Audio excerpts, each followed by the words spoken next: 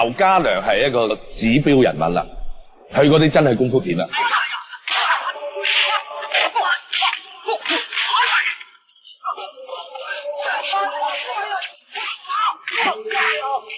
以前我们常常拍动作是把格数调得快一点，所以他们打起来比较爽一点。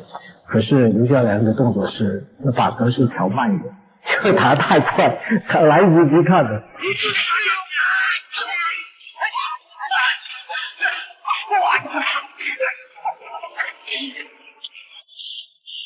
大家做一个什么打，我一定给你过。我一打的时候，每个人就看我。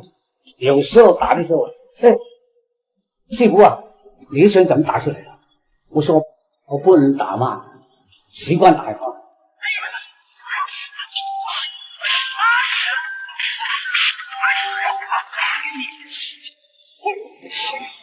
劉家良咧初拍嗰陣時，佢係真功夫啊！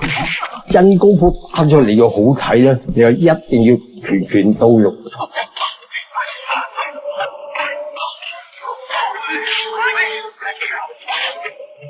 刘家良懂得十八般武艺，我不是还穷，我本身我就